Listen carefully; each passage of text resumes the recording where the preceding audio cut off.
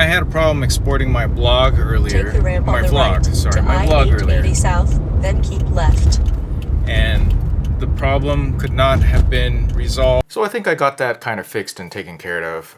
We'll see about this one. If there's a delay in this vlog, I'm really sorry. I'm going to really try to do a little bit more vlogs every week. All right, so some of you know that I actually work in healthcare and security industry. Basically, I help to figure out any security risks that you might have on your computers, networks, people, infrastructure, health IT, all of that. And what's interesting is that over the years, I've often had to say for compliance reasons, places in healthcare particularly who serve the general population really need to get some sort of antivirus software. And I'm really talking about the smaller places that don't actually have some sort of corporate solution. And they use the stuff that was built in for free on Windows, which was absolutely a horrible, horrible idea. What I used to call it was basically just a petri dish for Microsoft to collect a lot of these viruses and infections and data and send it back so that they can then provide their paying clients and corporate clients better antivirus, anti-malware solutions. Well, that's changed. It looks like Microsoft has upped the game with Windows Defender. Windows Defender is the one that is built in to Windows 10 computers. You get it for free, you don't have to pay extra, there's no subscription charge. And lately, some of the tests have been showing that they are actually about as good as some of the competing paid antivirus softwares from, notably from McAfee and Norton. Okay, Norton Internet Security, Norton Antivirus. Personally, what I use is Bitdefender. I think Bitdefender is one of the best ones. I used to recommend Kaspersky past 2 years or so. And then there's those problems, obviously, because they're associated with Russia, because it's a Russian company and they are Russian hackers. But in an article that I'll link down below from PC World, you will show that they have been pretty comparative. They've tested about 16 different ones, and Windows Defender is one of the 4 that were able to prevent an actual full infiltration where they took over the computer system. Okay, so in one of the tests, they were the only ones. So that's pretty amazing. I think that's really great overall for everybody that uses Windows that doesn't pay for antivirus. Now, am I going to tell my paying clients to go ahead and run Windows Defender? No, absolutely not. Windows Defender is not the best in everything. And if you have so much at stake with patient records, or corporate secrets, corporate data, financial records, etc., you're going to want to pay for something better. And, you know, most of them do. I'm just talking about some of these smaller companies to the size of about 20 users. A lot of them don't use paid solutions, which is really crazy to me, especially since a lot of us regular people trust you to safeguard our data. But for home users, hey, feel free. Just stick around. Use Windows Defender. If you want to get something better, I like the Bitdefender solutions, and I'll have links down below for that. And also, I top it up also with some malware bytes. Some of these are interchangeable, and they work together pretty well. One other thing to note for companies is that if you are using a free license, technically most of these places don't grant that to you. It's really free for home users. That's what's key. So you need to know that you are violating their license agreement in many cases. Okay, I'm talking about home users here that can actually use the free versions of a lot of these antivirus, anti-malware solutions. Okay, I think that's enough tech for now. I usually read a lot of this stuff because that's just kind of what I get paid to do, to be in the know. And by the way, I'm recording this with the new iPhone 11 with a front-facing camera. If you look back at the last couple of vlogs early on, I was actually just using my iPhone 10. I wonder if you can tell a difference. I also have my Lightning microphone plugged in, so the audio quality should be better right now.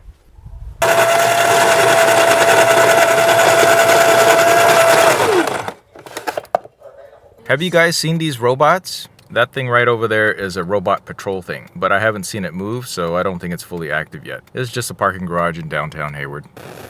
Going up. Look, this thing has a seismic indicator and I guess fire indicator.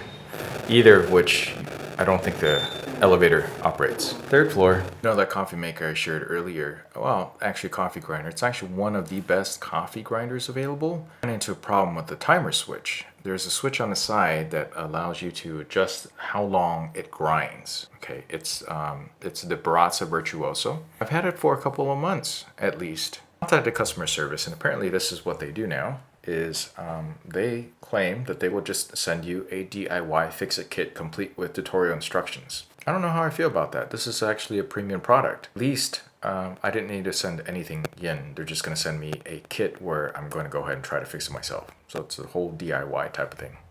This there is a solar-powered toilet flusher. How cool is that? And solar-powered faucet. Fine, I'll figure it out. All right, we're trying to redeem a T-Mobile Tuesday for the Impossible Burger, which is a vegan burger. And my wife here, who is the genius of her office in terms of IT, couldn't figure out how to do the coupon thing. So every time, whenever I go somewhere, and they tell me, oh, Mike, she's so great. She helps us with all our IT stuff. I'm like, I just don't know. I can't fathom that. At the Burger King Impossible Burger, it's impossibly fast getting out. That is the Burger King Impossible Burger. It even has hard grill marks. Does it look like a meat patty? Kinda, sorta does. All right. The color looks a little bit off. It looks like it could be a well-marinated thing. Yeah? Really? Oh, wow. Okay. This is my Impossible Burger. It does. But what does that say about burgers? Maybe you can be fooled by this. It kind of even looks like it. Oh. Wow. I think you can fool a lot of people with this. As far as like a Whopper is concerned.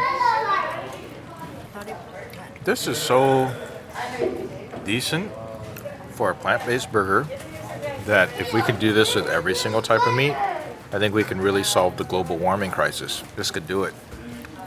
I know you were laughing. It's true. Because a lot of our resources go into producing, meat and burgers, and if you could just do it all plant-based, you wouldn't have all the methane gas from the emissions, and a lot of people can eat. He's got like radios, he's got first aid kits, Bluetooth chargers, he's got a phone, all that stuff in the bag. And he has dog meat, the Fallout dog. Finish him. Thank you, T-Mobile, and I guess Burger King for making this happen. And thank you for my wife for coming here with me. And God bless America for this man. Lesson number 2, continuing when you're out being a consultant, is that when you schedule appointments with people, you're going to expect a bunch of people who are, oh wait, there's the robot, the parking lot. Look at that. Isn't that cool? It's the first time I've seen one actually patrolling a parking garage. Anyways, it's scanning something. I guess that's my tech segment of today. Is these robots that are in the Bay Area and also down, I've seen them in Orange County. They scan for crime or criminal suspicious activity. Okay, I was saying, lesson number 2, as a consultant, if the client doesn't feel like they're paying for your time, they're going to take it for granted. So unfortunately, that's the case. When you have clients that are not prepaid upfront, they don't have a penalty for being late or not showing up. So that could happen. Now, there are different ways to remediate that. One of them is to charge them ahead of time, and then they either show or they already paid you for your time. The other thing is, well, what I have to do, unfortunately, is tell on them on their boss that they were a no-show, it didn't happen, and usually that takes care of it. And the other thing is make them come to you. So you're busy doing whatever you need to do at a cafe, whatever, and if they show, that's great, it's a bonus. And this way, you don't feel like you're wasting your life away just kind of waiting for the client. You had how many? Four meetings today. 4 meetings today. That's actually quite a lot of meetings for her. There is one more thing that technology can help you do, is scheduling software. And this is not a sponsored thing at all, but there are some scheduling softwares that will actually send out reminders, including text reminders or email reminders before the meetings. and remind them about everything that they need to know and prepare with them, including the phone number to call, where to go to, and how to connect and how to reach you in case there's something that happens, including how to reschedule. Maybe next time. Can anybody who's watching this tell me what these things are? I remember the first time seeing these was in Portland, I think, right? Portland? I think I saw these things in Portland first. Okay, so I just looked down and I saw that this vlog is getting too long, so I'm going to cut it right here. Next episode, apparently we're going to be preparing a lot of food for this weekend, and we'll talk more about tech and cameras. Alright, see you tomorrow.